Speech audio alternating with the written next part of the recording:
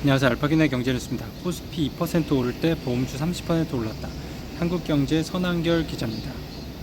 보험사들이 주주 환원을 확대하는 것도 주가를 끌어올린 요인인데요. 지난해 국내 31개 손보사는 전년 대비 50.9% 늘어난 8조 2,626억 원의 순이익을 거뒀고요. 생보사 22곳의 순이익은 전년 대비 45% 증가한 13조 원이었습니다. 같은 해 삼성생명은 주주 환원율을 기존 35%에서 40%로 올리고 목표 배당 성향을 35에서 45%로 잡는다고 발표했죠. 지난 1분기엔 삼성화재가 3년 안에 주주 환원율을 최고 37.4%에서 50%까지 확대하겠다고 밝혔습니다. 대부분 보험사가 역대급 실적을 내며 밸류업 프로그램에 적극적인 참여 의지를 보이고 있죠.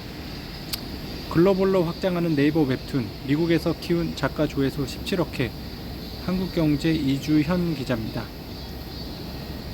월 아이스너 워드는 미국 만화 거장 윌 아이스너의 이름을 따 1988년 제정된 상으로 올해 36회째를 맞았는데요.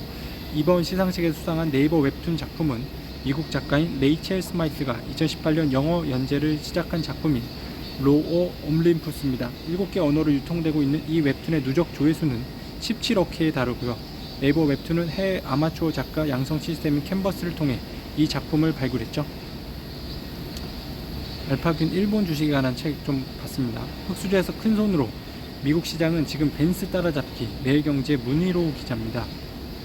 월가는 펠런티의 순이익이 1년 새 3.6배 급증할 것으로 보고 있는데요. 이에 따라 배당 등 주주 환원 기대감이 커지고 있습니다. 원래 펠런티어는 배당도 주지 않고 자사주 매입도 없어 일반 주주에게 친화적이지 않았는데요. 그러나 펠런티어는 작년 2분기 실적 발표 당시 10억 달러 규모의 사상 첫 자사주 매입 프로그램을 발표하면서 이 같은 이미지를 180도 바꿨죠. 올해도 순이익이 증가하게 되면 이 같은 자사주 매입 소각이 계속된다는 뜻입니다. 캐즘, 현대모비스 매출 감소 수준 늘린 GS건설, 흑자전, 매일경제 문감민 기자입니다. 조회수는 한 건인데요.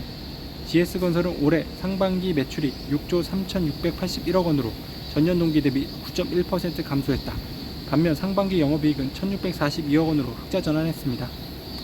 코덱스 은행 ETF 연배당석 월배당으로 전환했습니다. 매일경제 홍성용 기자입니다. 삼성자산운용이 2006년 6월 국내 최초로 상장된 섹터형 상장지수 펀드 ETF인 코덱스 은행 분배 배당 방식을 연배당에서 월배당으로 전환한다고 26일 밝혔죠. 삼성운용에 따르면 코덱스 은행 ETF는 국내 은행 산업을 대표하는 기업들로 구성된 KRX 은행지수를 추정하는 패시브 상품인데요. 투자 종목은 KB금융 24%, 신한주주 22%, 하나금융주주 20%, 우리금융주주 12% 등으로 구성되어 있죠. 지난해부터 국내 4대 금융지주사가 모두 중간 배당을 실시하고 있습니다. 두산마켓 자회사 배임 임원 4명 퇴출, 매일경제 정유정 기자입니다. 두산마켓은 내부 감사 결과 자회사인 두산마켓 코리아의 전직 임원 1명과 전직 임원 4명의 배임 협의를 확인했다고 26일 공시했고요. 회사는 이날 전직 임원 4명에 대해 해임을 통보했다고 밝혔습니다. 두산마켓 측은 혐의 발생 금액은 아직 확정되지 않았다며 적절한 절차에 따라 조치를 취하고 재발 방지를 위해 향후 계속적인 준법 통제 활동을 수행하겠다고 밝혔습니다. 신한금융도 밸류업 자사주 3조 소각, 매일경제 박인혜 기자입니다. 활발한 기업 설명회를 비롯해 주주 소통 강화에도 나서는데요. 특히 꾸준히 증가하고 있는 개인 투자자를 대상으로 기업 가치 제고 계획을 적극적으로 알리기 위해 다음 달 2일까지 신한금융그룹 홈페이지를 통해 개인 투자자에게 질문을 받고 이를 취합해 다음 달 21일 그룹 공식 유튜브 채널을 통해 답변하는 형식입니다. 카카오톡 오픈 채팅방에서 알파균